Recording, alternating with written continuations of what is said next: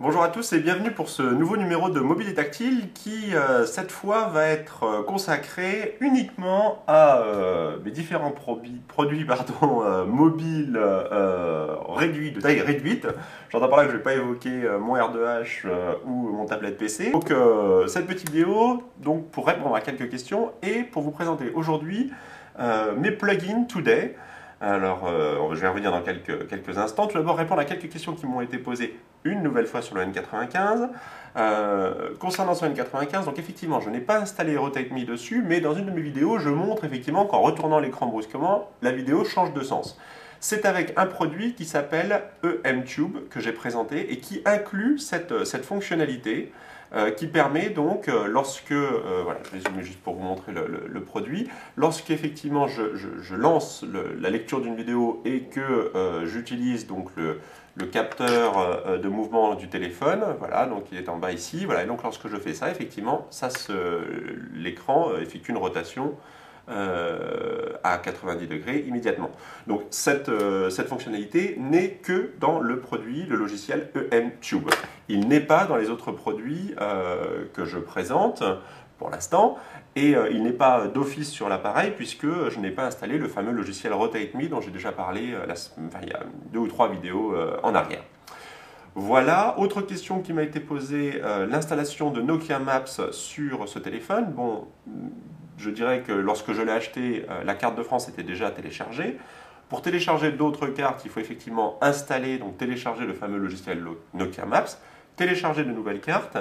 Et je me souviens que la particularité lorsque j'avais fait un essai, c'était qu'il fallait, je crois, plugger le téléphone sur l'ordinateur avec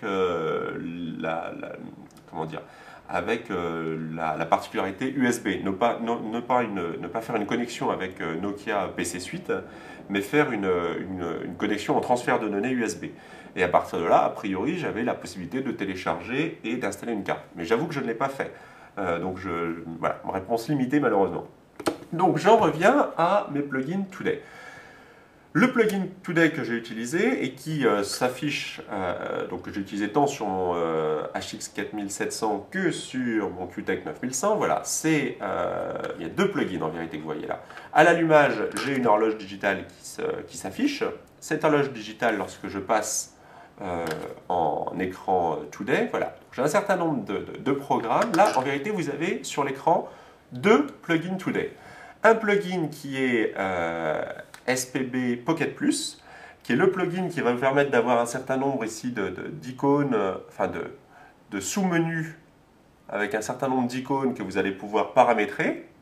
Voilà, donc ça c'est un plugin.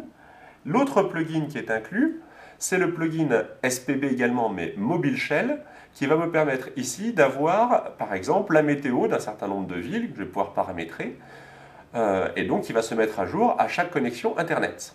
Ce plugin est assez intéressant, donc SPB Mobile Shell, puisque vous allez pouvoir donc avoir l'affichage d'icônes de grande taille, ce qui va vous permettre d'entièrement piloter que ce soit votre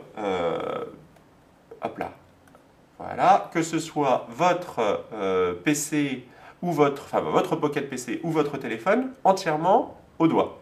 Donc c'est vraiment pratique. Avec des icônes qui sont assez sympas. Je vous montre par exemple en bas, vous avez les icônes qui vous indiquent je vais essayer, voilà.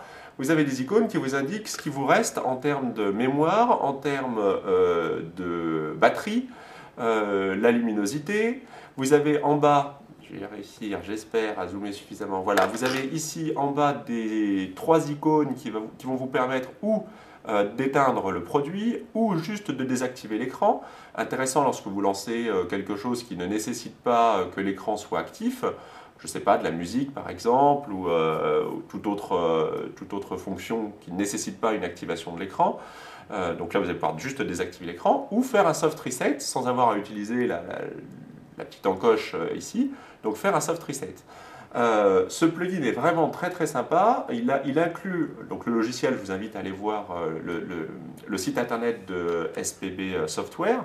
Il inclut un certain nombre d'autres fonctionnalités, notamment des possibilités au niveau internet, donc de nouvelles possibilités au niveau d'Internet Explorer, notamment les différents onglets, un petit peu à la manière d'Opera.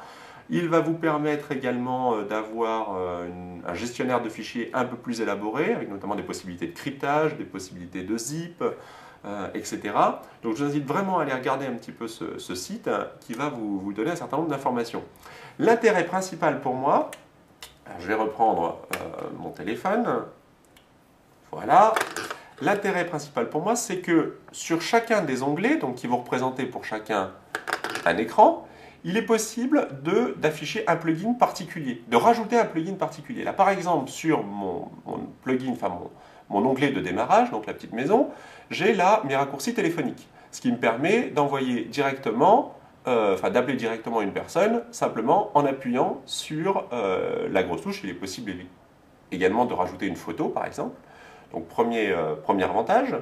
Autre avantage, donc, vous allez pouvoir, par exemple, si je vais sur Internet, je vois ce que j'ai comme mail non lu. J'ai mis également ici les prévisions météo. Et j'ai ici tous mes icônes liées à Internet, alors que ce soit les icônes liées à l'activation d'Internet, Google Maps, la lecture d'email, Internet Explorer, etc., etc. Ici, j'ai mis un agenda. Donc là, j'ai Teinjada qui est donc un plugin Today que j'ai rajouté sur la page. Et donc, je peux lire ici toutes les tâches ou toutes les choses que j'ai à faire avant la fin de la semaine. Enfin bref, suivant les paramètres que j'ai définis. Donc vraiment un logiciel très intéressant. C'est le plugin que j'ai choisi depuis un certain temps maintenant. Et j'avoue que je ne pourrais plus m'en passer. Le fait de pouvoir vraiment tout piloter au doigt, c'est fantastique. Je profite de cette vidéo également pour vous parler de la dernière version d'Opera que je vais lancer sur mon AX 4700, qui a l'énorme avantage de se rapprocher de plus en plus de Safari, donc le logiciel d'exception sur l'iPhone, qui, je pense, à lui seul justifierait une utilisation d'un iPhone, parce qu'il est vraiment extraordinaire. Donc cette nouvelle version d'Opera que je vais lancer immédiatement, c'est une version bêta prévue à la base pour des HTC, mais qui fonctionne sur le HX 4700. Donc cette version d'Opera, donc qui va se lancer, voilà, c'est parti.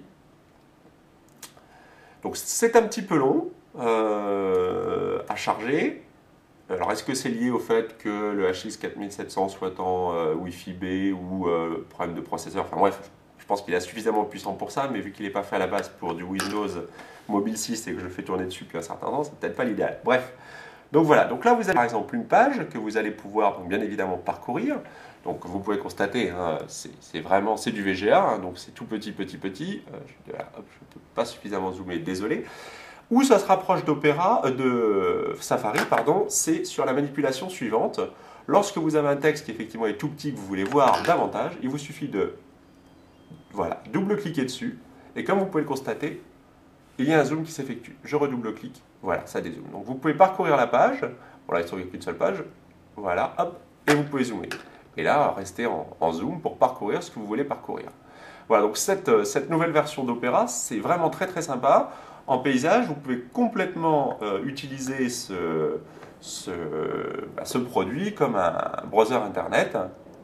Voilà, vous vous baladez, voilà, vous double-cliquez, vous zoomez, vous dézoomez, etc. etc. Voilà, donc je voulais juste vous le signaler, on peut le trouver sur internet, c'est vraiment une très bonne version bêta. Espérons que la version 9.5 inclut enfin le lecteur flash qui permette de pouvoir directement lire des vidéos YouTube par exemple ou Dailymotion sans avoir besoin de passer par un autre logiciel. Voilà, donc un petit état des lieux de mes produits mobiles. La prochaine fois, je pense que j'évoquerai une nouvelle acquisition, je vous ferai la surprise. Voilà, écoutez, je vous souhaite à tous un très bon week-end et je vous dis à très bientôt pour une nouvelle vidéo de Mobile et Tactile. Merci, à bientôt, au revoir. Donc un nouveau petit produit mobile que vous avez entendu crier la dernière fois sur ma vidéo, et vous pouvez la voir un petit peu mieux maintenant. Donc totalement mobile, totalement tactile, totalement émerveillé. Et voilà, et en plus, synthèse vocale, quand ça veut bien. Mais là, pas de synthèse vocale, si. Voilà, c'est donc la guest star pour cette nouvelle vidéo. À plus. Stay tuned. Ciao.